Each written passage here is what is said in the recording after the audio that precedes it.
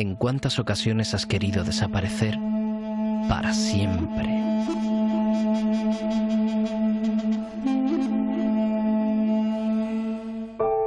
Pero por suerte, mañana volverá a amanecer, y el nuevo día puede traer consigo un mejor enfoque de tu situación. Piensa en positivo. El momento es ahora.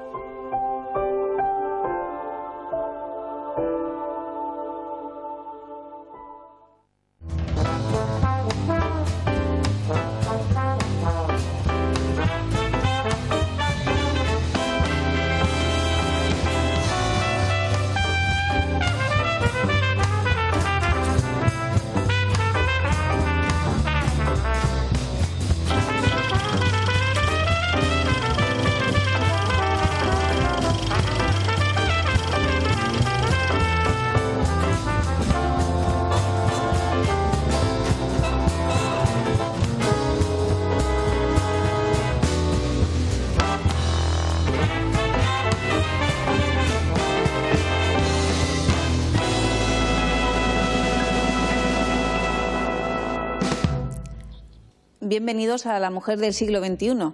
Una semana más queremos conocer más aspectos de las transformaciones que la mujer está experimentando en estos últimos años. Hoy vamos a hablar de mujer y criminalidad. Sí, un tema muy sugerente. Al fin y al cabo están hablando con una psicoanalista y criminóloga. ¿Somos las mujeres tan inocentes y tan santitas como creemos? Pues hoy lo vamos a averiguar en el programa que viene a continuación. La imagen de la feminidad se asocia a compasión, dulzura, bondad. No acostumbramos a hablar de la mujer en ámbitos relacionados con la agresividad y la delincuencia. A lo largo de la historia del crimen también ellas han sido partícipes, envenenadoras, viudas negras, ambición sin límites. También hemos encontrado en la literatura y el cine personajes femeninos con estas características. Acostumbrados a hablar de la criminalidad en el varón, hoy abordaremos con nuestros invitados las características de las mujeres que delinquen. ¿Qué les lleva a transgredir la ley? ¿Cómo cometen sus crímenes? ¿Qué delitos son más frecuentes en ellas? Freud ya habló en su obra de ciertas conductas delictivas que eran cometidas precisamente porque se hallaban prohibidas y porque a su ejecución se enlazaba para su autor un alivio psíquico. El motivo, un sentimiento de culpabilidad inconsciente que se calmaba temporalmente de esta forma. A lo largo del programa de hoy conoceremos algunos de los casos más recientes que han convulsionado a la opinión pública y las claves psíquicas para desvelar los perfiles de las mujeres que traspasan los límites de la legalidad.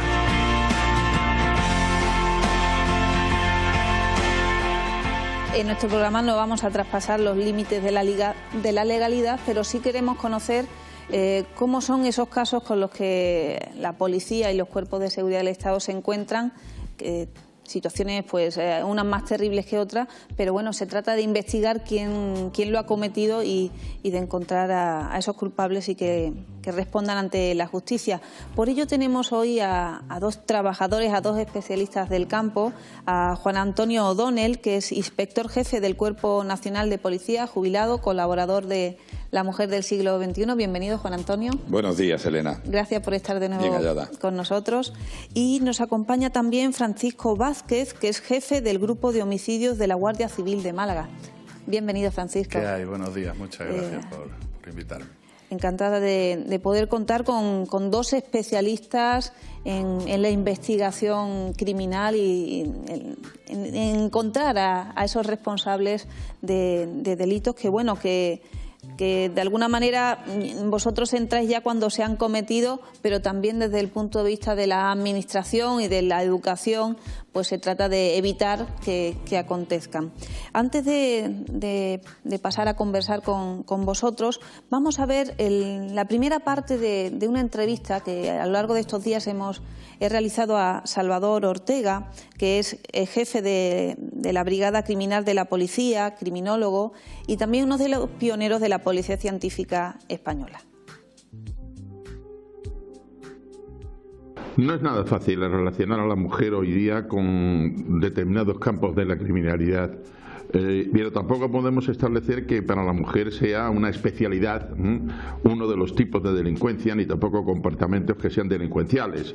No se ha hecho. Todos los ensayos empíricos que se han podido hacer, al final o se dejan inacabados o no se han llegado a conclusiones que sean exactas porque no hay suficiente porcentaje, las significaciones no son tan importantes ni siquiera en el número, ¿no?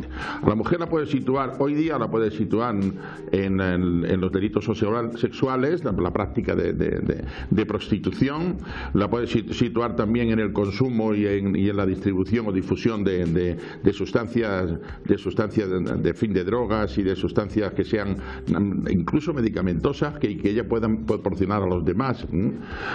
Pero siempre no estamos acostumbrados a que al frente de esto exista una propia mujer. Considerarla después muy cercana a los delitos contra la integridad personal, o sea, los delitos contra las personas, para que nos entendamos, pues ahí es más difícil. Hay una serie de clasificaciones que ni siquiera se atienden a la distribución que pueden hacer los americanos o que pueden hacer aquellos que lo engloban todo dentro de una clasificación limitada, porque tiene que después que aplicarse un programa informático para poder acceder a ello. Y eso de que dicen que las mujeres matan mejor, pues no es cierto. Lo que sí son más cuidadosas, más limpias, trabajando, y pongo limpias entre comillas, ¿no? Más dedicada a encontrar la más mínima posibilidad de que fueran o pudieran caer en los errores y equivocaciones, en las planificaciones de cómo tienen que hacerlo y en el tiempo. Una mujer que se dedica a eso, en el tiempo, o sea, no le importa el que llegue al final en un número determinado de días, meses, cuando sea, no, lo importante es llegar al final, lo importante es conseguir su objetivo, mientras que el hombre, las pulsiones, los estímulos son totalmente distintos. No se pueden decir, bueno, pues un tanto por ciento de las mujeres tienen este tipo de motivación y por ellos matan, carecen de empatía y por ellos matan, se le suele aplicar la palabra de psicopatía, que es el laberinto mayor que se ha podido hacer, el aplicar esa palabra de psicópatas para todo. Yo creo que sí, que no encaja en nada, pero el mundo la utiliza de una forma muy promiscua, digamos así, pero en realidad no se han encontrado motivaciones típicas ni clásicas ni que puedan descender dentro de cualquier escala en la mujer. La mujer llega a cometer delitos por la mayor parte de las veces por necesidad. Si abres un libro que hable precisamente de asesinos o de asesinatos en manos femeninas, verás que pocos coinciden en alguna cosa. Lo que sí es mucho más común es que se las considere grandes envenenadoras, ¿no? Hoy día es más difícil. La mujer ha dejado de envenenar, ¿pero por qué? Porque no llega tan fácil al veneno, ni difícilmente la formación de una mujer pueda tener acceso fácil a un tipo de veneno. Antes matarratas se vendían en los kioscos, las estricninas que se vendían muy fácil, se han encontrado facilidad para poderlo hacer. Entonces, ¿qué ha pasado? El delito por envenenamiento ha disminuido. Lo que sí ocurre es que hay una serie de contradicciones en cuanto a la posología de algunos medicamentos, y las mujeres llegan a conocerlo. Y si un individuo es alcohólico y le damos un tipo de medicamento X, podemos llegar a causar graves problemas en su organismo del tipo fisiológico, incluso hasta la muerte. Bueno, Salvador ya ha trazado algunas de las líneas que vamos a manejar en estos próximos minutos. ¿Realmente se encuentran tan pocos casos de mujeres que accedan a lo que es el ámbito de la delincuencia o el ámbito de la criminalidad? ¿Empiezo? Claro que sí. Pues gracias. Hombre, evidentemente yo creo que las estadísticas policiales o las estadísticas criminales no dejan de ser también un reflejo de la sociedad, ¿no?, en la que nos movemos, y la actuación de la mujer en la sociedad pues está teniendo un carácter ascendente, y lo mismo pasa en la criminalidad. Las estadísticas de la Guardia Civil, delitos cometidos por mujer, se mueven en un arco entre el 8% y un 10% de los delitos cometidos, y una estadística clara es que la población reclusa femenina es sobre un 8,5-10% de la población en general. Eso tiene su explicación también por eso, ¿no?, en la prominencia de la mujer en cualquier actividad. Ha pasado con el periodismo, cada vez hay más mujeres periodistas, ha pasado en la propia judicatura, por ejemplo, o en cualquier otro orden de la vida, y como no, pues se refleja criminalidad, que yo creo que hay unos porcentajes ascendentes en función de que de la mujer cada vez va teniendo más protagonismo en ámbitos delictivos. Según eso, cabe prever desde el punto de vista de las administraciones de los cuerpos de seguridad del Estado que en los próximos años, donde la mujer va a adquirir un papel más importante y relevante en el trabajo, en el desarrollo de poder, también se estima que va a aumentar su incidencia en el campo del delito. Yo creo que sí, que es evidente, y aumentará quizás de una forma moderada en función de la actividad, porque también la comisión de delitos es una actividad de poder, podríamos definirla, y bueno, es cuestión de ejercer ese poder o ese liderazgo en según qué ámbito. Hay tipologías delictivas, como pudiera ser el tráfico de drogas, que hablaba Salvador Ortega, en lo que sí que se está detectando algunos casos de mayor protagonismo de algunas mujeres encabezando estas redes. O también en algunos ámbitos sociales que se han dedicado habitualmente al tráfico de drogas, al ser ámbitos matriarcales, las mujeres han tenido un protagonismo mayor. Sí. Y como tal, pues yo creo que esto es una consecuencia lógica del desarrollo de la sociedad, ¿no? Algo comentaba en la conversación con Salvador en ese aspecto del tráfico de sustancias. Él comentaba que más bien la mujer se dedicaba a lo que es luego a la distribución, en el sentido a colocar esas sustancias en el mercado, ¿no? Sí. Pero se veía apoyada por un clan familiar, por otro tipo de personas. ¿Podremos hablar de una estructura de pensamiento de la mujer como más calculadora que el hombre o más ambiciosa cuando ya se encuentra en el campo del delito, o es indiferente, o es siempre un hombre el que está detrás pensando, organizando y dispone de la mujer? No, yo creo que el tipo de delito, la comisión, el autor del delito le aporta sus propias características. Entonces, en función del género, es verdad que el hombre se cumplen algunas características propias de él, y en las mujeres igual. Pero sobre todo depende del tipo de delito que se cometa, ¿no? Y bueno, sí que podemos barajar la posibilidad que en función del género tenga unas características, la mujer pueda aportar unas características que a lo mejor no aporta el hombre. Pero yo creo que es todo en un entorno social, ¿no? En el que se puede Existen mover. Investigaciones, se está investigando, estamos viendo que en los distintos ámbitos, en el trabajo, en la salud, en la educación, se está viendo como una especialización en el estudio de esos cambios sociales que está viviendo la mujer. Pues hay muchos especialistas que estudian ese campo. En vuestro terreno, ¿se está estudiando también de alguna manera esas características especiales? Bueno, a mí me consta que no es nuevo y estoy convencido que en la Guardia Civil igual, que todos los perfiles criminológicos son objeto de estudio por parte de los investigadores, sobre todo si están al frente de unidades como la de homicidios o al frente de policía científica. No olvidemos el caso reciente de Angie, donde la inspección ocular fue fundamental porque se habían introducido ahí semen de 2 personas, a la que se suponía que había tenido una orgía, etcétera, que no voy a extender. Lo que sí quiero es recordar, a tenor de lo que ha dicho mi compañero aquí presente, Paco, que ya la mujer alcanza esos liderazgos. Y me voy a referir concretamente a la novela de Pérez Reverte, basada en hechos reales.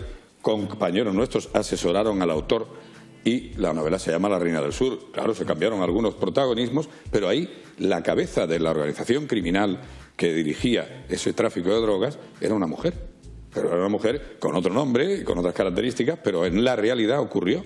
Y ocurrió así. Intervenimos los 2 cuerpos y fue un tema bastante curioso, porque jerárquicamente ya el ámbito de poder que ostentaba el varón tradicionalmente lo está llegando a tener la mujer en todos los ámbitos, y el delito no se va a quedar afuera. Pero yo sí quisiera decir algo. La mujer, ante todo, y esto es una obviedad, es un ser humano. La condición humana también le salpica. Lo que sí es verdad es que puede ir desde el terrorismo hasta el tráfico de drogas, pasando por el parricidio, el infanticidio y demás, y la famosa viuda negra, y siempre deja su rúbrica. Esa rúbrica la aparta, por ejemplo, y no me voy a extender más, de la agresión visceral. La agresión visceral está más relacionada con el hombre. Es muy raro que la mujer, salvo en defensa propia, acuda a agredir visceralmente y en un entorno de violencia pura y dura a otra persona. Sin embargo, tenemos casos recientísimos de mujeres que han contratado a un sicario, concretamente una abogada en Cienpozuelos, en Madrid, para que matase a su marido. Ha sido condenada y por eso lo puedo decir. ¿Y os encontráis ese tipo de casos? Por ejemplo, en la escena de un crimen. En la mirada del investigador, ¿previamente hay alguna idea? Es decir, parto de no encuentro nada y son los indicios los que me van a llevar a pensar que ha sido un hombre o ha sido una mujer, o ya de alguna manera descarto a priori la posibilidad de que sea una mujer. No, es muy difícil. Lleva una fase en la investigación, y la investigación, cuando en principio quien habla, quien marca el rumbo que va a tomar esa investigación, es la inspección ocular, lo que se llama ahora la escena del crimen, y que es lo que en un momento dado pues bueno, te va marcando hacia dónde debes de tirar.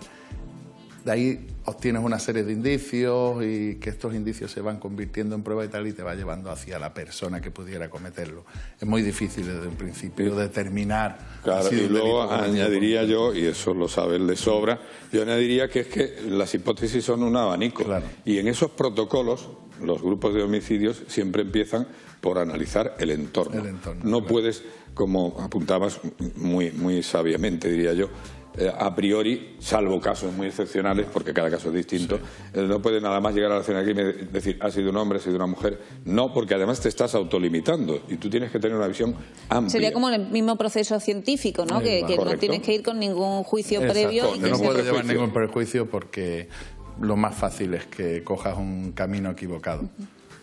Pero suele coincidir, como decía Juan Antonio, de que cuando interviene una mujer no suelen ser situaciones tan violentas o tan impulsivas como... Sí, porque en la comisión del delito, a la hora de la propia comisión tiene distintas herramientas que identifica, y cada uno emplea yo por lo menos en mi forma de ver la investigación, emplea las herramientas que puede o con las que cuenta.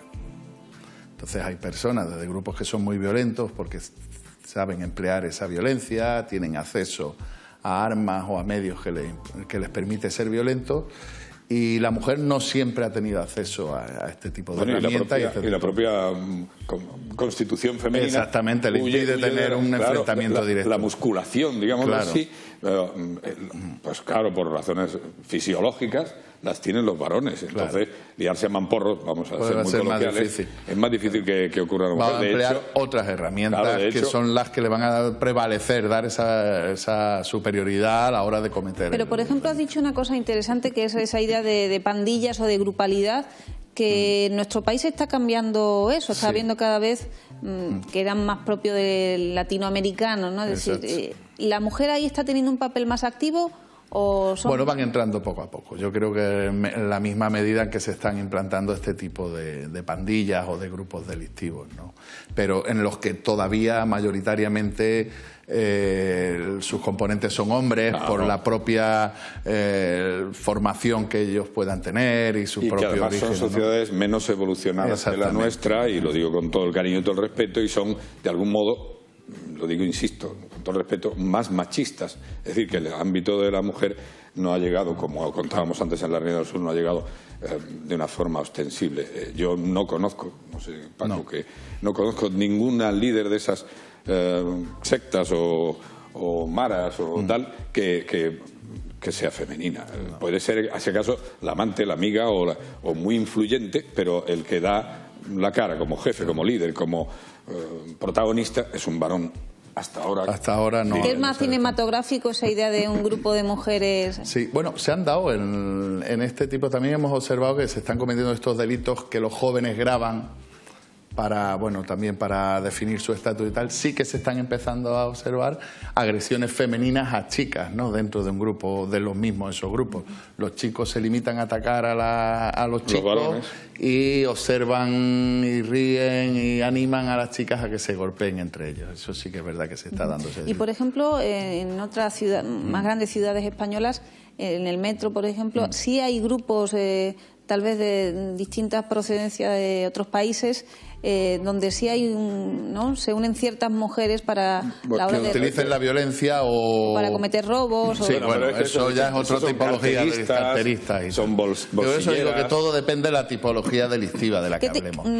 La mujer participa en una gran mayoría de delitos y puede participar igual que el hombre, pero utiliza otros medios. Cada uno tiene unas misiones definidas. Por ejemplo, ¿no? Desde los de habilidad, que serían las carteristas y demás, que pueden tener su habilidad fácilmente, o ayudar en el encubrimiento. Una vez que se ha obtenido la cartera o lo que han sustraído, pues ellas ayudan haciendo de pasadoras, que se denominan, y lo que hacen es distraer y terminan ocultándolo. Luego, además, ten en cuenta que muchos de los robos a comercios son tiendas mayoritariamente femeninas. No quiero decir con esto nada, pero es así. Por cada tienda de varones hay, no sé, una decena de tiendas de mujer. Y claro, que entre un varón allí a robar tanto un bolso como una prenda llamaría mucho la atención. Luego ellas hacen ese trabajo. Bueno, y luego está también la cleptomanía, donde robas cosas más allá de la necesidad. Eso sabrás tú más que nosotros, porque eso tiene mucho que ver con la psicología. Lógicamente, ¿no? Una cosa es el aprovechamiento económico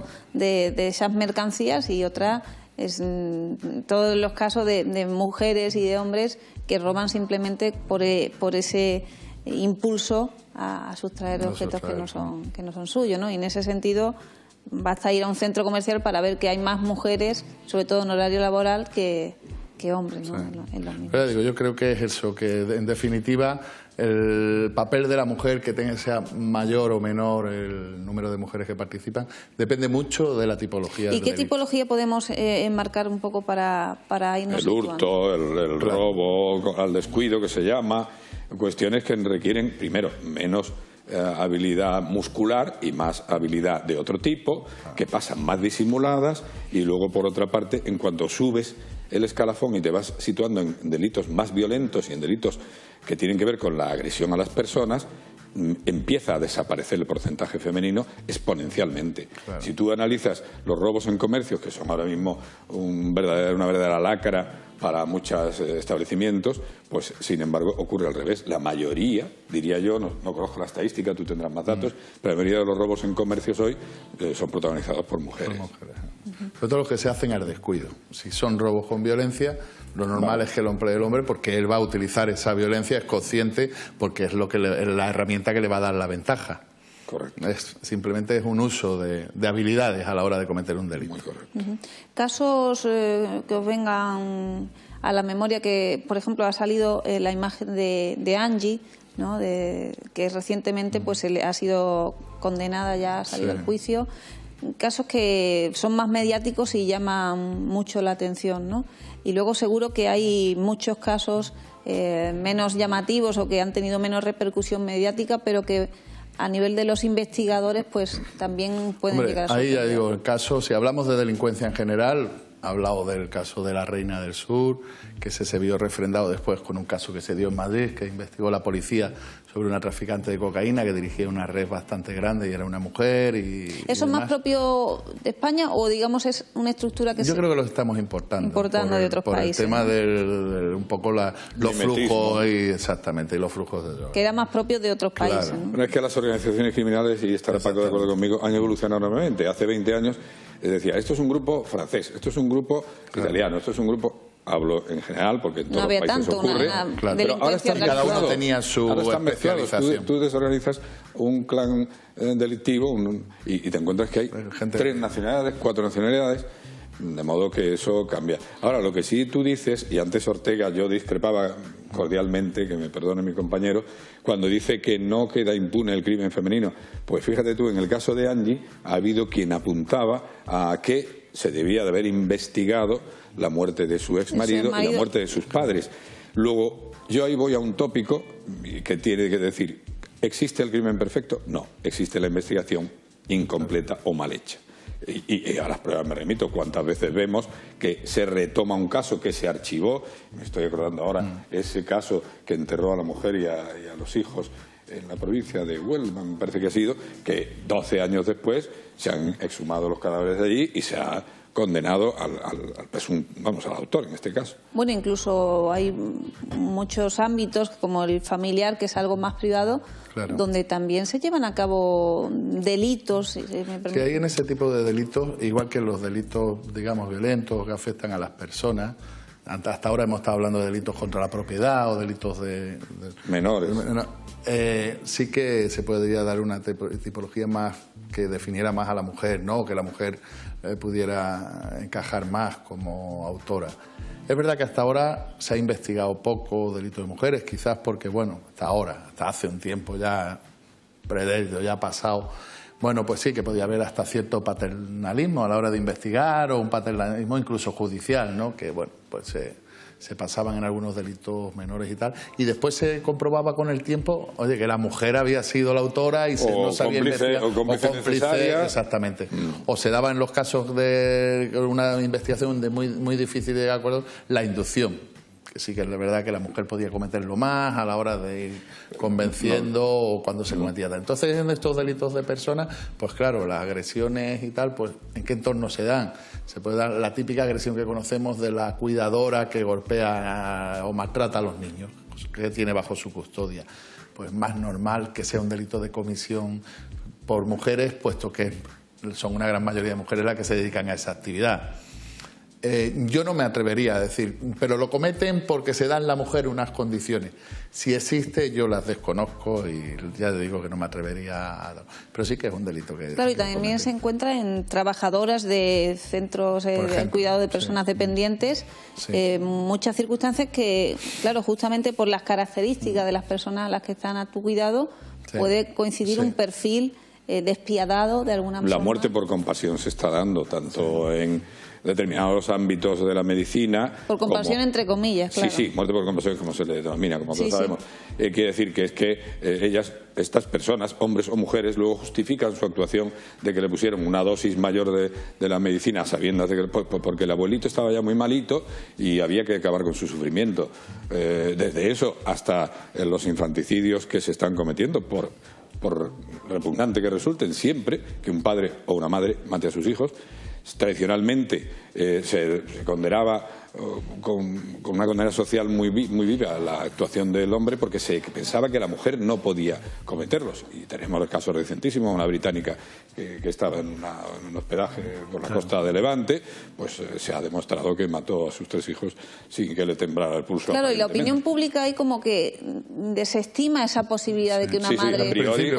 Hay esa especie de paternalismo de protección. Pero sí es verdad que se da, hay estudios, en España hay pocos estudios criminológicos por ahora, pero es verdad de otros que se han hecho en países donde hay un mayor índice de delincuencia contra las personas, de asesinatos y demás, que sí que es verdad que se da hay un delito que caracteriza a la mujer, que es el de asesinos en serie, ¿no? Asesinas en seriadas, que le llaman y tal, que por ejemplo uno es la viuda negra, otra es la cuidadora, otra es la que... Y que bueno, que sí es verdad que se pueden dar unos parámetros que se cumplen en la mayoría de los casos, que bueno, pues de una conducta llevada a cabo por odio, por venganza, también por ánimo de lucro. En muchos casos se da el caso de la cuidadora que ha tenido varios hombres con posibilidades o en un estatus económico importante y lo han ido poco a poco... O la venganza. A mí se me viene a la memoria Lorena Bobbitt, ¿no? Exactamente.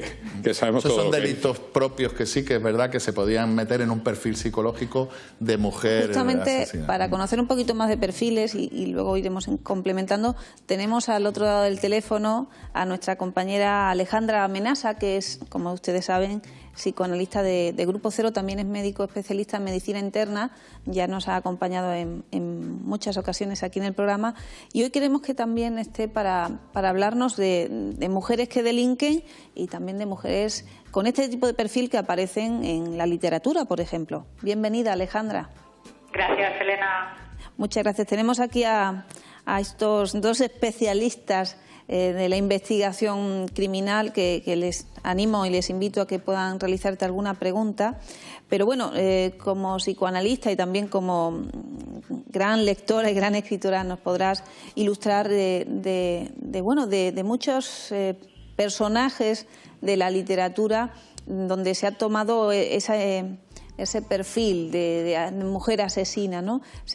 ¿Te viene al recuerdo algún personaje que encaje dentro de este parámetro? Bueno, empezando por la literatura griega, ¿no? Ya había varias protagonistas femeninas que cometían asesinatos, ¿no? Y que, por ejemplo, Salomé es una de las más conocidas, ¿no? Que pide la cabeza de San Juan Bautista, ¿no? Después Oscar Wilde también escribió su versión sobre Salomé, donde ella no era que intermediaba por el deseo de la madre, ¿no? Porque en realidad la que quiere la cabeza de San Juan Bautista es la madre, ¿no? La que le pide a ella que lo seduzca, que baile para él, ¿no? Y que posteriormente le pida un deseo, y después cuando él dice te concedo lo que quieras, ella le dice quiero tu cabeza, ¿no? En la versión de Oscar Wilde ella le mata por amor, porque él la rechaza, se niega a besarla, y entonces ella dice, bueno, pues ahora te voy a besar de todas maneras, entonces le corta la cabeza y le besa decapitado, ¿no? Consigue besar sus labios decapitados, es un caso muy famoso. Después Lorca también utilizó mucho en su teatro un símbolo de la muerte muy extendido, que es la delfa, ¿no? Es una planta especial, que es el laurel de jardín, todos la conocemos, que tienen esas flores o blancas o rosas, ¿no? Que curiosamente en muchos centros psiquiátricos todavía plantan esas peligrosísimas plantas que son súper tóxicas, ¿no? Cuando se comen. Y las protagonistas de algunas de las obras de teatro de Lorca pues utilizaban infusiones de adelfas para narcotizar, ¿no? Y para terminar envenenando y matando a sus esposos, ¿no? A sus parejas. Esto responde de alguna manera a perfiles reales, ¿no? Las mujeres somos capaces de odiar de esa forma, de descargar la agresividad de esa forma. Bueno, yo estaba escuchando un ratito a los especialistas mientras estaba en línea, ¿no? Y ellos también decían que hay una tendencia a no creer que una mujer sea capaz de semejante cosa o que una madre sea capaz de semejante cosa, ¿no? Bueno, los humanos tenemos tendencias hostiles, tanto las mujeres como los hombres, y lo importante es qué tendencia alimenta uno en sí mismo, ¿no? Si alimenta la tendencia más benévola o más, ¿no?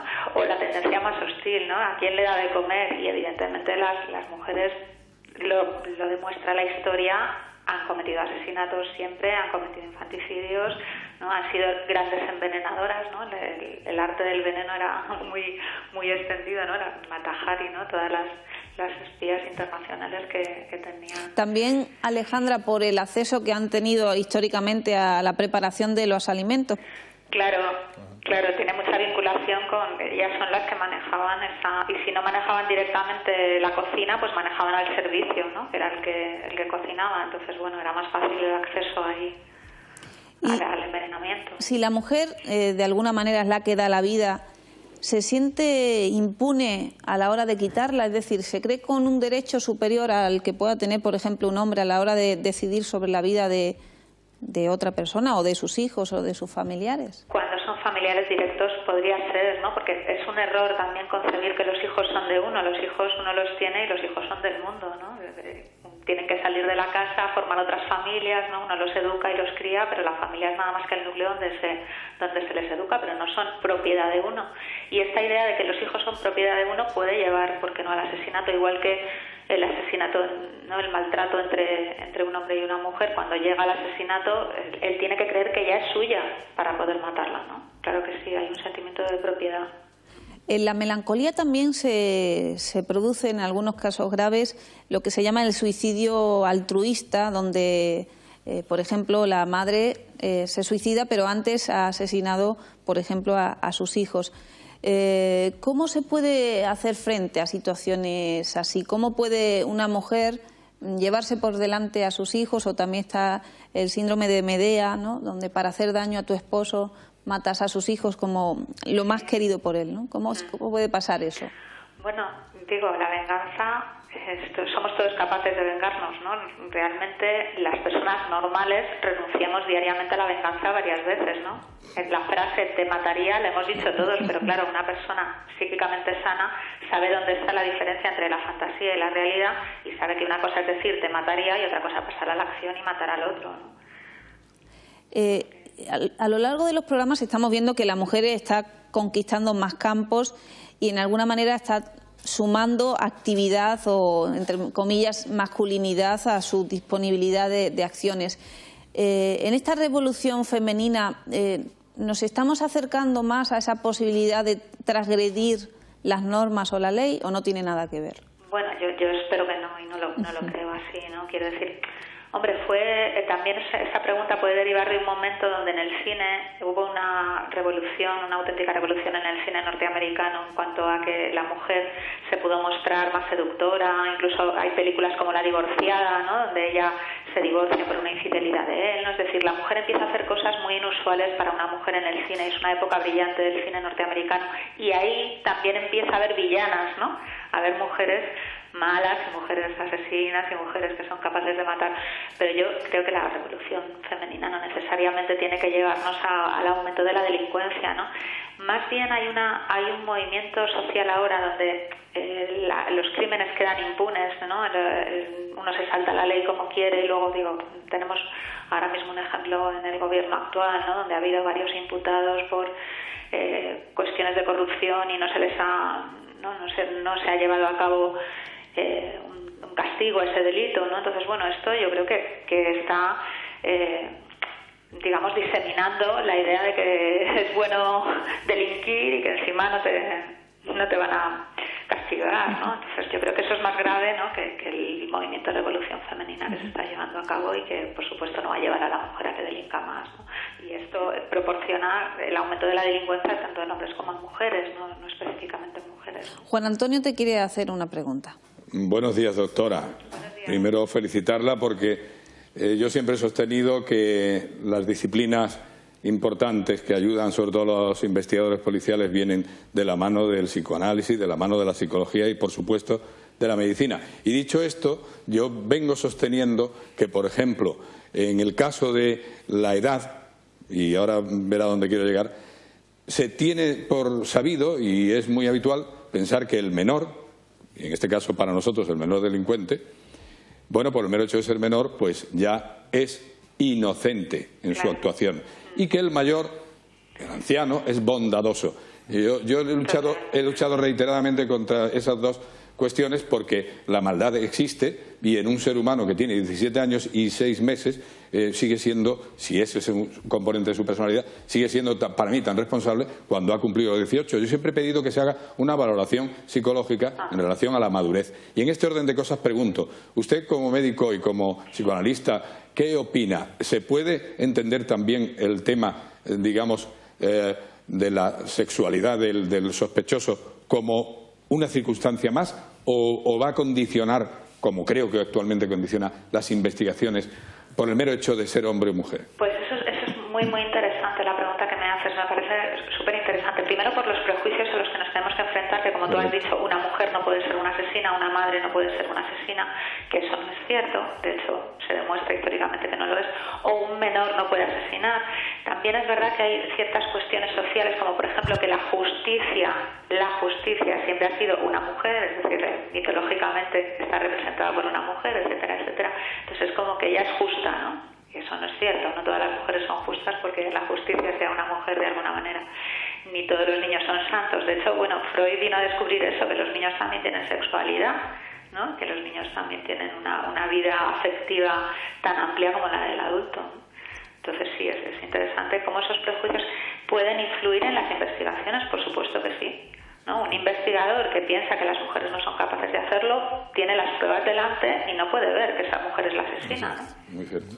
Claro, porque al fin y al cabo el que aplica las leyes y que es el juez o jueza, pero es un ser humano, ¿no?, que también se ve influido por su, como dice, por sus prejuicios, ¿no?, que si le dejan ver o si no le dejan ver. Todos tenemos una serie de prejuicios adquiridos y, bueno, como dice la doctora, impiden ver. La investigación de un delito, sobre todo de un homicidio, como lo entendemos, es una reconstrucción de un hecho que se ha producido una sola vez y que difícilmente va a volver a producirse.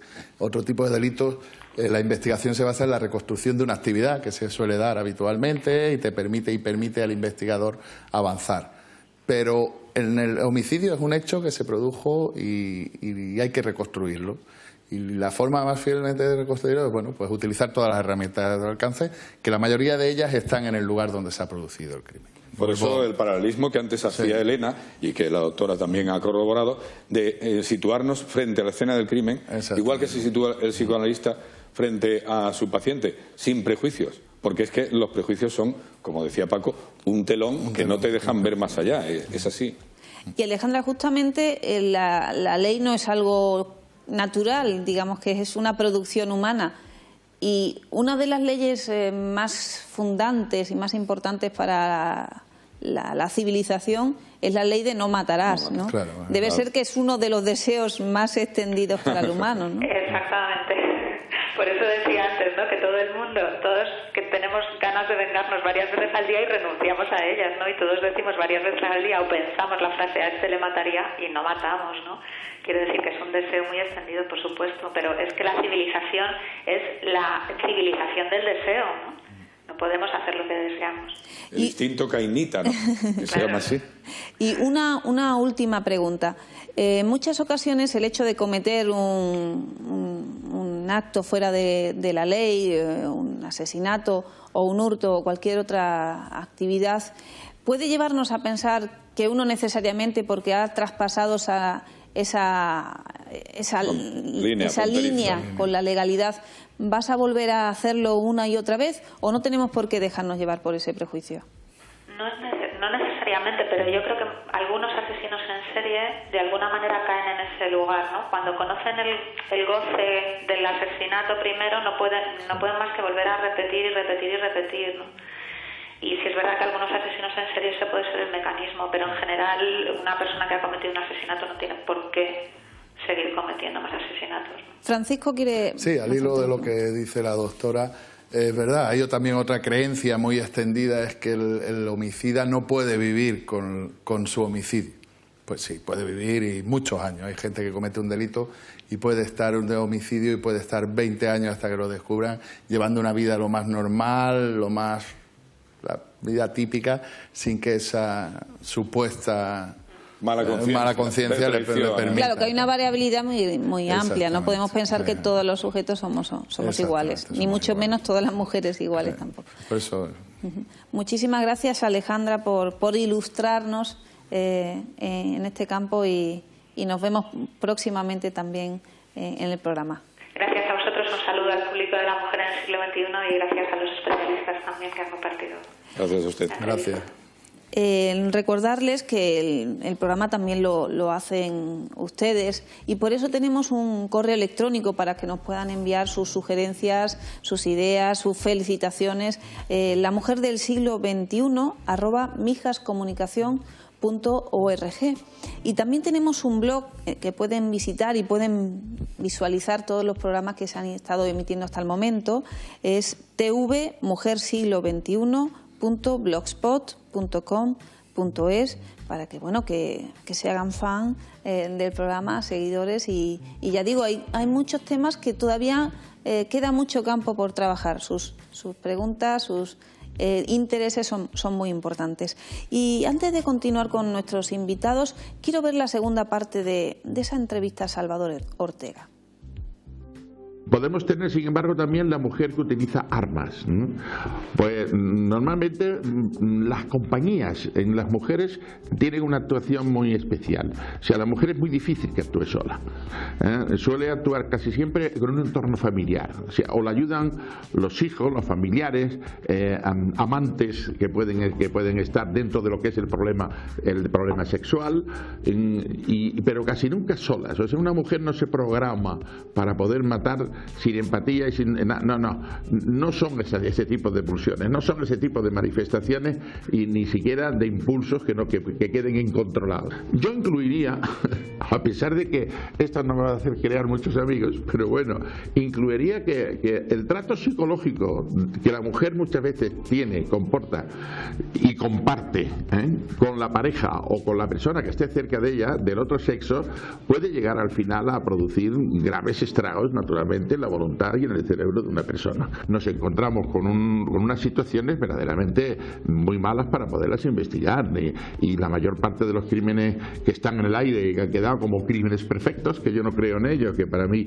no existen crímenes perfectos sin investigación imperfecta, pues son realizados como protagonistas las mujeres. Tenemos el caso de llegar a tener naturalmente complejos lo suficientemente capacitados y largos de poder estudiar, como el de Medea, las madres. O sea, si nos vamos a la historia o nos vamos al relato, Medea mata a los hijos de Jasón, porque Jasón se queda con una princesa en la mitad del camino cuando encuentra el vellocino de oro. Y esa muerte de esos hijos es la forma de manifestar la venganza, de poderse vengar. Tenemos casos muy recientes. Pues ahí cerca de Córdoba, la provincia de Córdoba, una mujer que ha hecho eso con sus hijos porque el marido quería separarse de la mujer, y entonces mata a los niños que tiene en su casa. La presencia de la mujer en el mundo laboral da suficiente independencia económica e incluso mental, e incluso en sus propios actos, y ha hecho rápidamente comprender al hombre de que su cuerpo manda a ella y no los demás, por muy cerca que estén de ella. Eso está mal aceptado por los hombres y sigue estando mal aceptado, ¿no? Yo diría que hay muchos que lo transforman inmediatamente a la pérdida de virilidad que a los demás. Pero ¿qué ocurre? Que no se comunica. Y al no comunicarse no tenemos conciencia de lo que realmente implica dentro del propio comportamiento masculino cara a la mujer. Pero a la mujer le da igual. La mujer, si tiene que matar a los niños, llega un momento en que los mata y se desprende de ellos, pero no porque no quiera a sus hijos. No, el fenómeno es dónde me puedo vengar de lo que me está haciendo daño en este momento. En el fondo, la mujer cuando percibe y se da cuenta que efectivamente ha actuado contra aquello que ella misma ha engendrado, yo creo que la reacción tiene que ser totalmente contraria, incluso hasta con ella misma. O sea, perder esa unión que puede tener con su propio yo en el momento en que se analice las circunstancias que aquella va a cometer. Lo cierto es que son situaciones que parecen de película, pero ocurren. Comentaba Francisco que hay casos recientes que él ha investigado. Sí, casos cercanos. No en gran cantidad, como hablábamos al principio, las estadísticas al menos, pero en estos 10, 11 últimos años aquí hemos tenido varios casos de homicidios cometidos por mujeres que encajan perfectamente en los patrones que hemos estado hablando. Tuvimos uno por encargo, de mujer que quiere acabar con su marido por el que siente un odio, quizás por maltrato. Ella lo alegó en su defensa, maltrato en su momento, y bueno, y encarga la muerte. Utiliza para facilitar al autor, que es una persona que conoce de la calle y tal, pues utiliza el uso de un producto para dejar al marido un poco relajado y que facilitara la entrada del autor, después material, a la casa. Y bueno, después se produjo la muerte violenta por un uso de arma de fuego. Después tuvimos... hay que decir que el divorcio es mucho mejor, más civilizado, sí. que más eso. Recomendable. Sí. Yo no estoy de acuerdo cuando hablan de delitos porque son casi como consecuencia de una actividad previa. Exactamente. Ella pondría esa excusa, claro, pero no es creíble. No debe ser así. Después también tenemos un caso de inducción, claro, de un hombre que mata, el amante que mata tal, que se demuestra, es muy difícil de demostrar, se puede investigar, pero es muy difícil de llegar a tener pruebas concluyentes o suficientes para poder detener a esta persona. Y fue, pues, bueno, indujo a que mataran a su marido. Y después también hemos tenido otro caso más reciente, en el 2009, de una pareja que decide acabar con su relación y bueno, la mujer pues tiene una reacción violenta y es una muerte violenta, aprovechando que hasta ese momento marido estaba muerto, pero bueno, ella decide acabar con su vida con un arma blanca y bueno, o sea, yo creo que son más o menos los tres tipos de homicidios cometidos por mujeres en el que podía entrar el perfil de una mujer asesina, ¿no? Se me viene a la memoria y pienso que está en todos nosotros el recuerdo de la película El cartero siempre llama dos veces. Ese es un enredo que suele ser muy recurrente, es el amante, sea hombre o mujer, que está pues en un momento dado ya decidido a que su relación permanezca en el tiempo, pero estorba a esa tercera persona. Y yo diría que en algunos casos, bueno, pues se ha podido hasta investigar mal, porque En fin, no viene al caso citar nombres ni nada, pero es muy importante lo que decíamos hace un momento, que hasta hace pocos años pensar que una mujer había urdido eso contra su marido, el padre de sus hijos, parecía impensable. Bueno, pues está en la literatura, pero está también en el día a día. Bueno, y nos quedan unos segunditos antes de irnos a publicidad, pero se está produciendo en nuestro país un importante avance y desarrollo de la criminología como disciplina. Y también son muchos los jóvenes y los profesionales de otros campos que se están acercando a esa formación.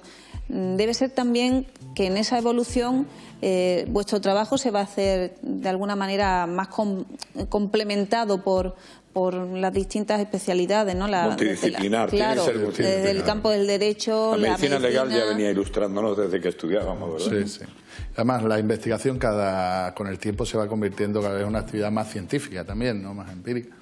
Los cuerpos policiales nos hemos tenido que ir adaptando a esta nueva situación, con una preparación un poco distinta a la que quizás se hablaba. La carga de la prueba requiere... Antaño, exactamente. Bueno, vosotros no lo habéis conocido, pero antaño si te acusaban de un delito, tú tenías que probar que eras inocente. Claro. Ahora cualquier cuerpo de seguridad que te acuse de un delito tiene que probar. Es todo lo contrario. Es justo lo contrario. Y eso lleva muy bien a lo que ha dicho Paco. Yo siempre gráficamente digo la época de Plinio, ¿no? Aquella serie famosa que hubo, que era...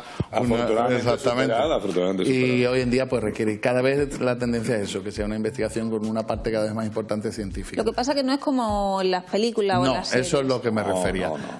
Nosotros nos movemos en eso, evidentemente en los perfiles que entran dentro del estudio, la ciencia de la criminología, pero sobre todo después está la criminalística, ¿no? Yo creo que hay un poco de error sobre eso, quizás derivado de las películas de los films norteamericanos. Ese investigador, perdona, de policía científica que se pone la bata blanca, encuentra ese pelo que tú decías antes, y acto seguido se va a detener al autor. No existe. En la realidad son especialidades. El policía que trabaja en el campo científico no es quien luego arresta al sospechoso. Y eso por ahora no se estudia en ningún lado fuera de los cuerpos policiales, ¿no?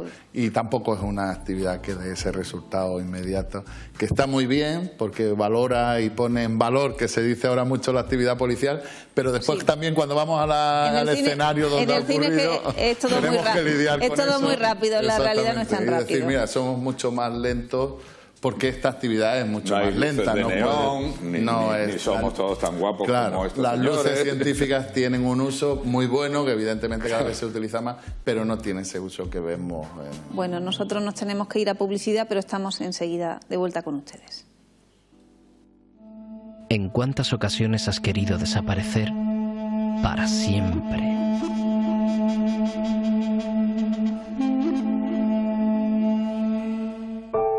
Pero por suerte, mañana volverá a amanecer, y el nuevo día puede traer consigo un mejor enfoque de tu situación. Piensa en positivo. El momento es ahora.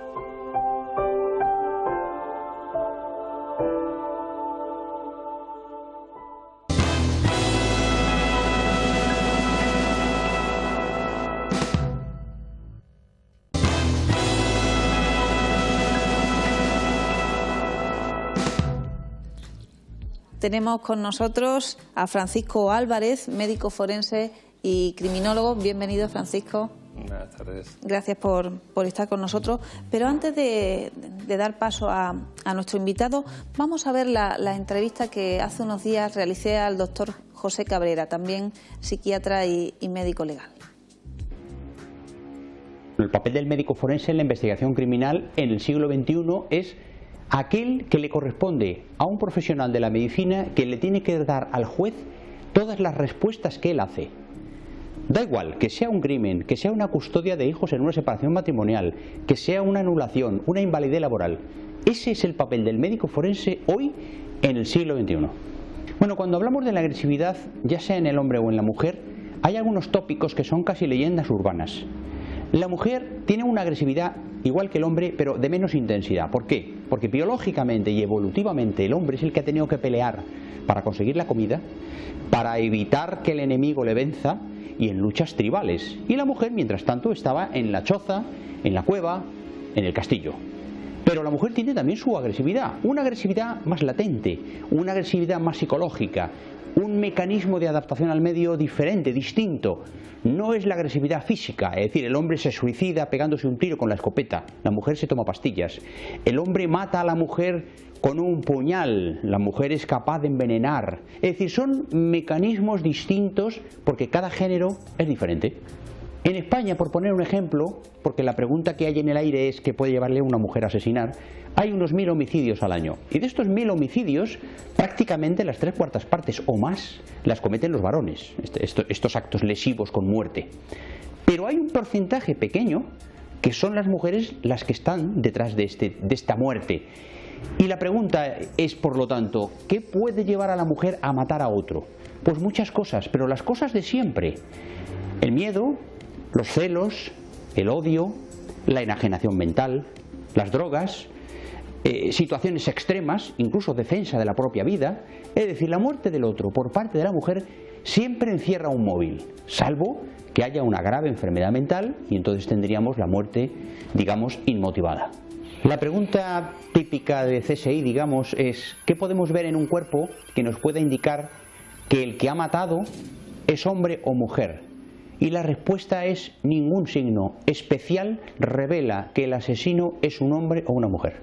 Porque si un hombre apuñala o una mujer apuñala, el puñal tiene un agujero en el cuerpo. Si una mujer dispara o un hombre dispara, lo que hay es una bala.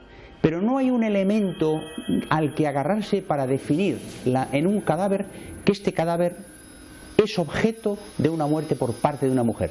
Ninguno, absolutamente ninguno, salvo que la mujer con una psicopatía pusiera con la barra de labios he sido yo, mujer. Valga la broma. Hay otra pregunta que está en el aire siempre que hay una muerte, ya sea provocada por hombre o por mujer, pero en el caso de la mujer es la misma pregunta. Detrás de la muerte de otro por parte de una mujer hay un trastorno mental, hay una alteración de la conciencia. Y hoy las cifras cantan solas. Prácticamente solo un 3% de trastornos mentales graves pueden acabar matando a otro, sea hombre o mujer el que mata. Es decir, la inmensa mayoría de los homicidios los cometen personas que no tienen un diagnóstico psiquiátrico, hombres o mujeres.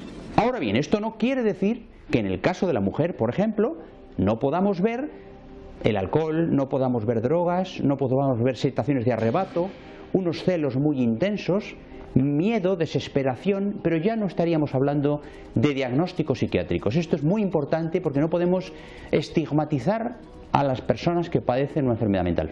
Existe un trastorno que la gente no conoce, pero se llama el trastorno de Munchausen, que en honor a un hombre que era un hombre que se inventaba cosas en una novela famosa. Este síndrome consiste en que la persona necesita que la gente que le rodea esté pendiente de ella. Y para estar pendiente de ella, pues se crean enfermedades, se producen enfermedades, incluso producen enfermedades a sus hijos. El síndrome de Munchausen, por cierto, afecta prácticamente más a las mujeres que a los hombres. Y las mujeres, de hecho yo he participado en algún peritaje al respecto, son capaces de incluso inferir pequeñas enfermedades al hijo con el ánimo de que todos estén alrededor del hijo y de paso alrededor de ella. Este es un trastorno realmente psiquiátrico que necesita un tratamiento porque la persona se cree que lo que está haciéndose ella en realidad no solo hace ella, sino que al final son mentiras que ellos mismos se creen. Es un trastorno que la verdad que cada vez estamos viendo más. La pregunta de los perfiles en las personas criminales, sean hombres o mujeres, pero en este caso mujeres, es una pregunta que no tiene respuesta. No hay un perfil criminal en ninguna persona. Cada sujeto es diferente al siguiente y cada persona que comete un homicidio es diferente al otro. Por lo tanto, no podemos hablar de perfiles de ludópatas o de perfiles de homicidas o de perfiles de asaltadores de bancos. Y me viene a la memoria el famoso caso de Dolores Vázquez, una mujer a la que las pruebas parecían acusar. Pero como las pruebas no se demuestran, inmediatamente los juzgados la exoneran de responsabilidad. Pero claro, el juicio paralelo de la sociedad ya ha quedado ahí. Al final la pregunta, si existen o no existen perfiles, tiene una respuesta clara. No hay perfiles. Cada criminal, cada hombre, cada mujer es diferente al que está al lado. Lo que pasa es que los forenses tenemos que intentar dilucidar ante el juez si el que hizo esa acción criminal sabía lo que hacía y debe ir a la cárcel o no, y debe ir a un hospital.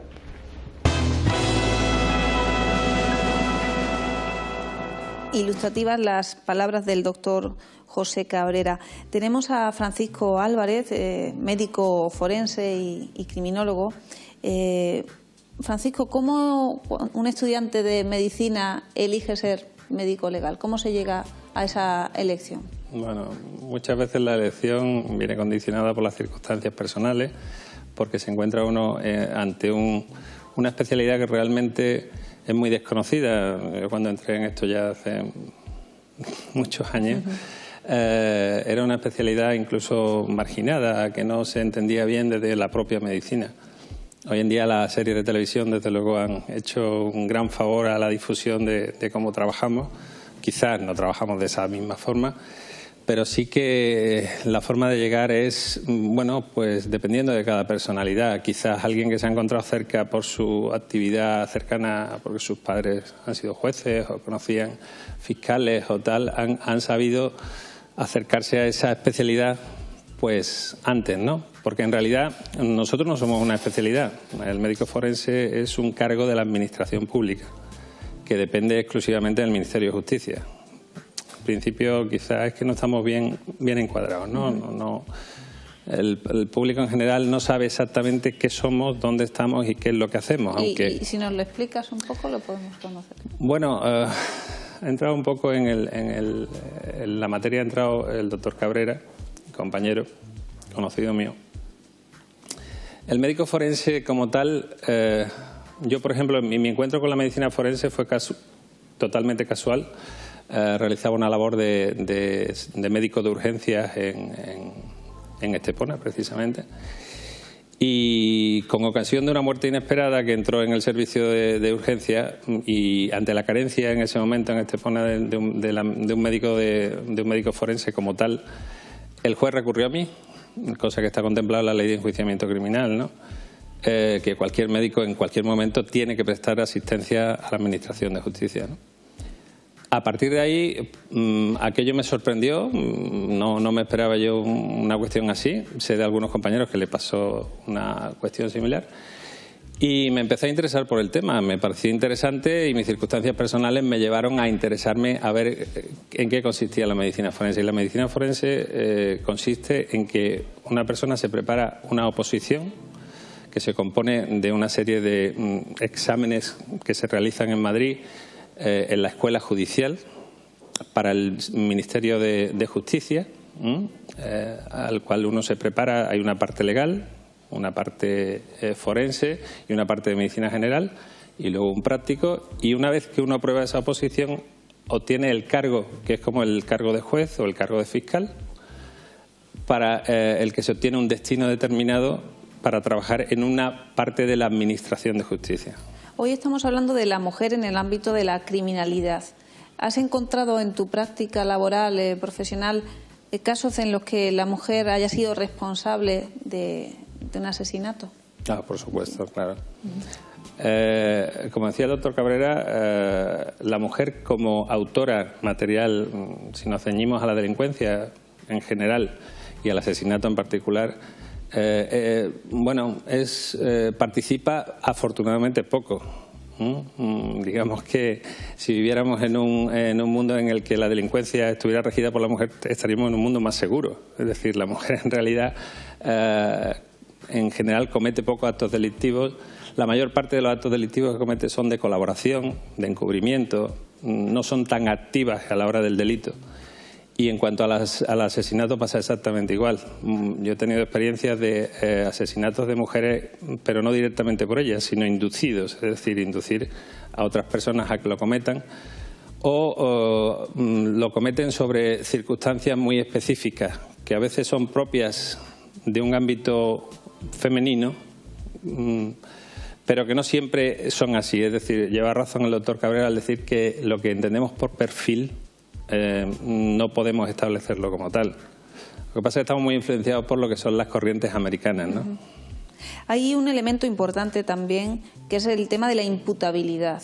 Sí. Incluso ha hablado de, bueno, que a nivel del campo del derecho y lo que se de defender al supuesto imputado, se ha recurrido a esas figuras, ¿no?, de la psicopatología para exonerar a esa persona de la responsabilidad, ¿no? El médico legal o forense también trabaja en lo que es imputar o no, determinar si esa persona se encuentra en condiciones de responsabilizarse de sus actos. Por supuesto, la actividad médico-forense, como decía el doctor Cabrera, abarca cualquier problema médico que se plantea en la Administración de Justicia, cualquier problema. Entonces, nosotros lo que hacemos es ilustrar a jueces y fiscales para que ellos tomen las decisiones legales, bien acusatorias o bien de cualquier otro tipo, y que están asesorados por nosotros haciendo nuestros informes. Respecto a la imputabilidad, es un trabajo más que hacemos habitualmente. Yo ahora no, me encuentro excedente del servicio como médico forense, pero sé que, por ejemplo, ahora mismo en el Instituto de Medicina Legal de Málaga hay una sección especial de psiquiatría en donde se dedican a hacer ese tipo de estudios de imputabilidad, que es fundamental para luego poder atribuir una responsabilidad penal, lo cual los médicos forenses ni entramos, pero sí que podemos atribuir. La imputabilidad, al fin y al cabo, es atribuirle a una persona un hecho, que sea consciente de ese hecho. No hemos terminado todavía de hablar con Francisco, pero queremos ver la sección de esta semana de sexualidad femenina.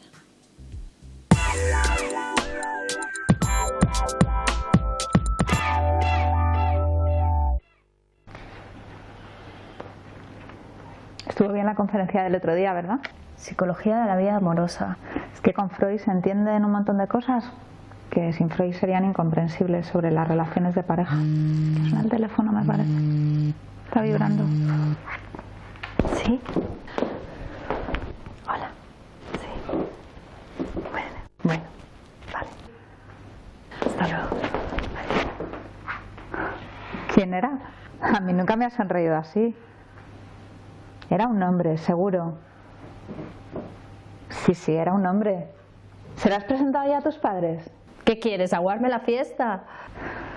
Pues sí, la verdad, como si no te conociera. Cada vez que le presentas un novio a tus padres se acabó todo. ¿Ah, sí? ¿Chistilla? O sea, que tú sabes algo que yo ni siquiera me he dado cuenta. Solo constato que mientras el amor es prohibido, funciona contigo. Pero cuando se conoce, se terminó. ¿Qué estás insinuando? Haz un esfuerzo. Recuerda, primero fue Paco, luego Pedro y después Enrique. Con Pedro, no, hasta yo, que soy tu mejor amiga, me enteré 6 meses o 7 meses después de que habías iniciado ya la relación. Y en cuanto se lo contabas a tus padres, morían. Te digo que ninguno de ellos le hubiera gustado a mis padres. Bueno, a lo mejor Enrique o Paco, no sé. Los 3 eran médicos, como tu padre. La verdad que no me había percatado de eso. Es curioso que necesites esconder el amor para poder vivirlo. ¿Será porque nosotras tenemos que esconder el sexo y ellos lo tienen más? Puede ser una cuestión anatómica que después repercuta en una cuestión psíquica. Es posible. Bueno, no sé si está más escondido, es diferente, ¿no? Lo que sí me llama la atención es que cuando no hablas de las cosas es como si no ocurrieran. La verdad que cuando lo cuento, no sé qué me pasa, pero se me va el deseo. Se me va el amor. Bueno, a mí me pasaba algo parecido. Yo lo resolví contándolo en análisis. Así lo empecé a hacer existir. Al psicoanalista se le podría contar, pero a la familia, a todo el mundo, no lo sé. Hombre, las relaciones amorosas no son curriculares. Pero lo cierto es que no me gustaría tener que esconder el amor para poder mantener mi deseo. Quizá las cosas que escondamos sean para escondérnoslas a nosotras mismas. Así nuestra sexualidad sigue estando reprimida. No está pasada por la palabra, ni siquiera nos damos cuenta de que la tenemos, de que tenemos sexualidad.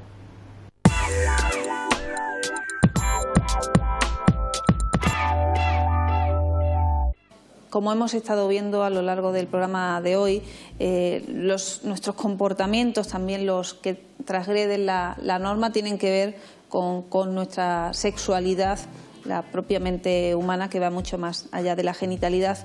Quería preguntarle a Francisco por casos que vemos en la clínica psicoanalítica a veces de personas que consideran que han sido culpables de algunos de los actos delictivos que se ven en televisión, ¿no?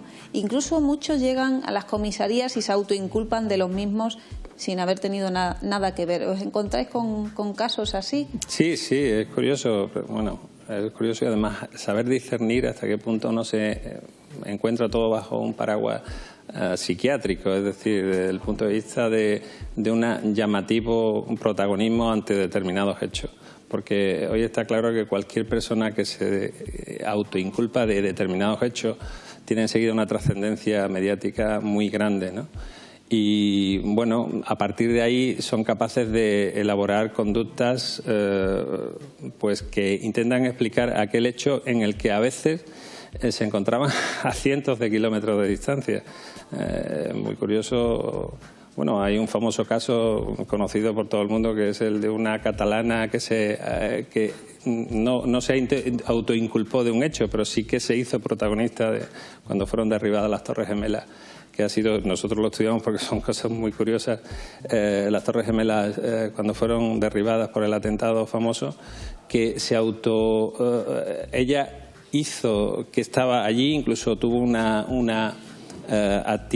fue muy activa con un grupo de víctimas, salió en todos los medios de comunicación y posteriormente se descubrió que ni había estado allí ni tenía nada que ver con aquel hecho. Esto es extrapolable a otros tipos de delitos en los cuales el autor quiere llamar la atención y quiere hacerse famoso en base a ese hecho que se ha producido. Hay otro elemento también relevante que estudiamos en psicoanálisis y son esos delincuentes por sentimiento de culpabilidad. Es decir, no es que cometan el hecho y luego se sientan culpables, sino que había una culpabilidad en ellos que no sabían a qué se debe. Freud la relaciona con esos magnos deseos de cometer el homicidio al padre, ¿no? Y como hay un sentimiento inconsciente de culpa que no saben gestionar, luego van a la realidad y cometen un hecho delictivo con el deseo de ser castigados, porque ese castigo implica cierta calma de esa tendencia, ¿no? Seguro que en las cárceles hay muchísimas personas que no obtuvieron ningún otro beneficio de su acto delictivo más que ese. Sí, indudablemente. Ese tipo de delito quizás, bueno, no está científica demostrado, pero sí que afecta quizás más a mujeres. Es decir, la mujer comete ese tipo de homicidio por lástima, por tener una tranquilidad interior, una paz interior. Nosotros siempre llamamos algunos tipos de suicidios ampliados incluso, ¿no? En los cuales no solo se mata a la persona, sino que luego se mata a ella misma. Y sí que clásicamente se describían así. Claro, a veces hay un malestar psíquico que no sabes cómo solucionar y en muchos casos uno, en lugar de acudir a los profesionales, pues hay personas que digamos que toman como solución pues caminos desviados como pueden ser estos, ¿no? Es interesante también destacar que el propio Freud decía que la estructura psíquica de una persona que delinque, de un delincuente, y a veces vemos o magnificamos ese perfil del delincuente como si fuera, ¿no?, el hombroso, y muchos estudiosos buscaban elementos diferenciadores en la anatomía, ¿no?, como para que no tuviera nada que ver con las personas normales. Y Freud dice que la estructura psíquica es la misma entre la salud y la desviación. Incluso la doctora Alejandra Menasa nos comentaba, todos deseamos lo mismo, pero unos nos sometemos a las normas exteriores y otros no. Sí, efectivamente, eso es pura psicología. Las teorías del hombroso son teorías que van y vienen, es decir, curiosamente hace nada estuvimos haciendo un curso sobre psiquiatría médico-forense. Y hay quien está volviendo a plantear, curiosamente, las teorías del Lombroso, cuando está claramente demostrado que no se puede establecer un criterio. Hablemos de la teoría del Lombroso, aclaremos que la teoría del Lombroso es caracterizar a una persona porque tiene una oreja grande o tiene una nariz ancha o tiene una morfología que puede indicar que está involucrado en determinado tipo de delitos, ¿no?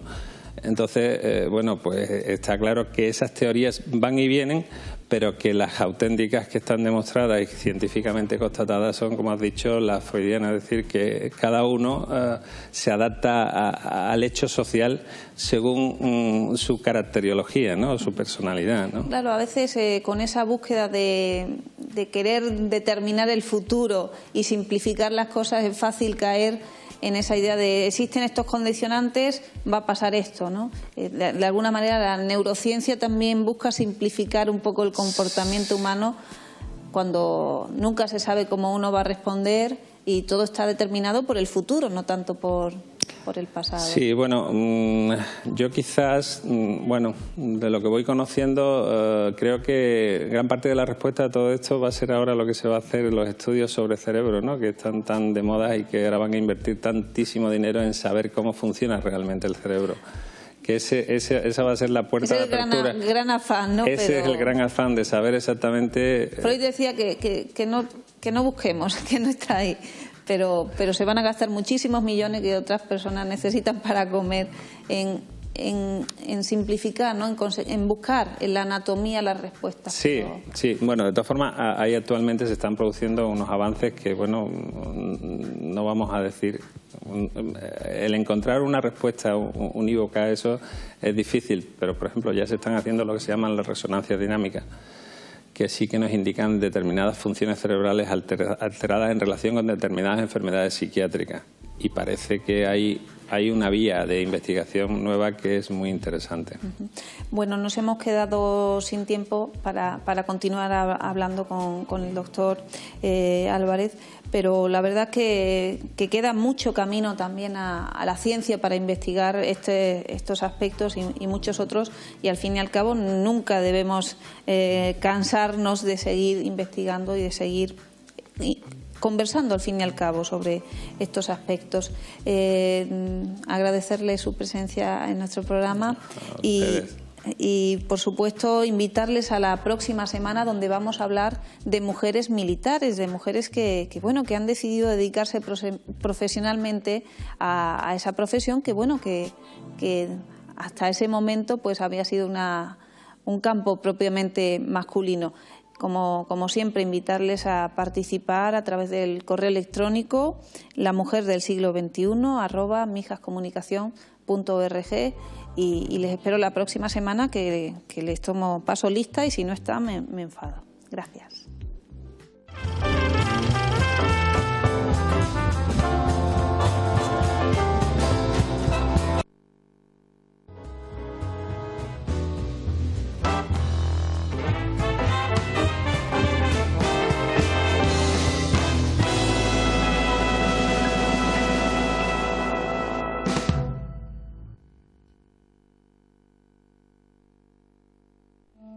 ¿En cuántas ocasiones has querido desaparecer para siempre?